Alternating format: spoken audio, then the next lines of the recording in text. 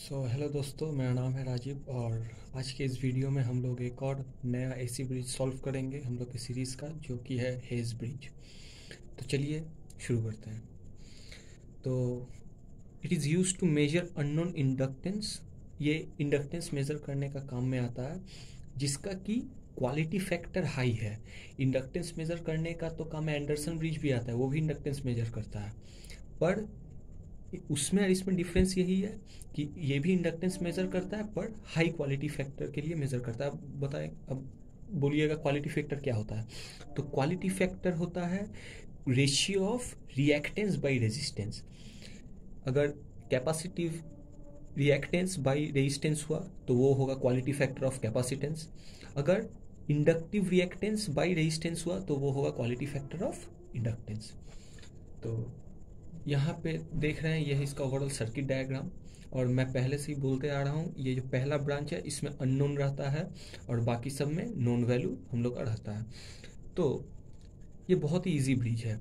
हम लोग ने इसके पहले एंडरसन ब्रिज सॉल्व किया था, तो उसमें ज़्यादा टफ नहीं था। उसमें थोड़ा सा टफ था क्योंकि उसमें यहाँ पे कैपेसिटेंस था और यहाँ पे एक वेरिएबल रेजिस्टेंस था।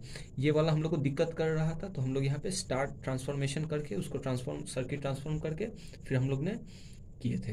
पर इसमें देखो, इस ब्रांच में है, इस ब्रांच में है, इस ब्रांच में है, इस ब्रांच में है, मिडिल में कहीं भी नहीं है। तो ये बहुत ही सिंपल तरीके से सॉल्व हो जाएगा सिर्फ व्हीटस्टोन ब्रिज का बैलेंसिंग कंडीशन अगर पता हुआ तो व्हीटस्टोन ब्रिज का बैलेंसिंग कंडीशन क्या है?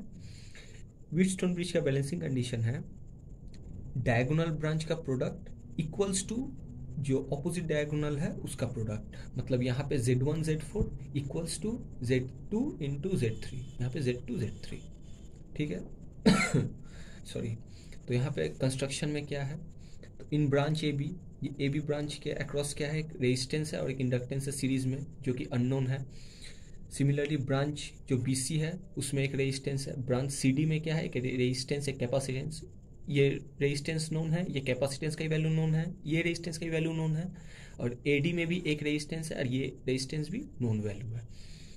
तो जब ब्रिज बैलेंस हो जाएगा, मतलब कि डिटेक्टर के अक्रॉस करंट फ्लो नहीं करेगा, तो ये ओपन सर्किट हो जाएगा। इसको निकाल दे तो हम लोग का बचा क्या, ये बचेगा सिर्फ। और यहाँ पे तो एसी सोर्स है, वो पता ही है हम लोग को क्योंकि हम लोग एसी ब्रिज कर रहे हैं। तो जब ब्रिज बैलेंस हो जाएगा तब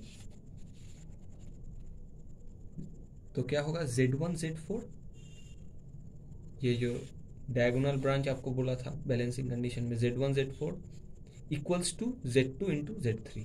देखिए वही लिखा हुआ है, Z1 Z4 equals to Z2 into Z3। अब Z1 Z4 Z2 Z3 का वैल्यू क्या है, तो यहाँ पे ये है Z1, इसके ये है Z1 इसके अक्रॉस। तो Z1 क्या होगा, R1 प्लस इंडक्टिव रिएक्टेंस, क्योंकि हम लोग को ओहम में चाहिए वैल्यू सब। सिमिलरली ये Z2 होगा, Z2 इक्वल्स टू क्या हो जाएगा, ओनली R2। और Z4 क्या हो जाएगा, R4 into capacitive reactance plus capacitive reactance, क्योंकि ये सीरीज में है। और Z3 हो जाएगा R3 के बराबर। तो देखिए वही यहाँ पे लिखा हुआ है, Z1 का वैल्यू क्या हो जाएगा, R1 plus J omega L1, क्योंकि पहला ब्रांच में एक रेजिस्टेंस था एक इंडक्टेंस था, ये अननोन है, R1 और L1 है अननोन। Z2 क्या है, R2 के बराबर है। Z3 क्या है, R3 के बराबर है। और Z4 क्या है, R4 plus 1/J omega C4। अगर आपको नहीं पता है तो इंडक्टिव रिएक्टेंस का जो फॉर्मूला होता है वो इक्वल्स एक्सएल, उसको डिनोट किया जाता है equals to J of omega into L। यहाँ पे ओमेगा क्या है, ओमेगा यहाँ पे है एंगुलर फ्रीक्वेंसी,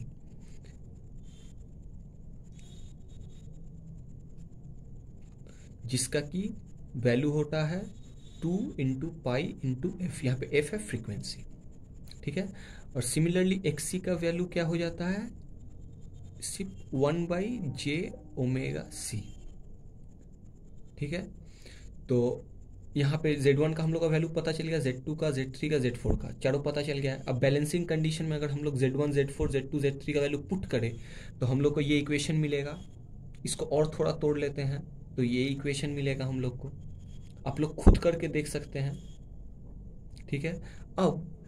अब यहाँ पे देखिए, मैंने पहले भी बोला था जिसमें J रहेगा वो क्या है, इमेजिनरी वैल्यू है, और जिसमें J नहीं रहेगा वो रियल वैल्यू है।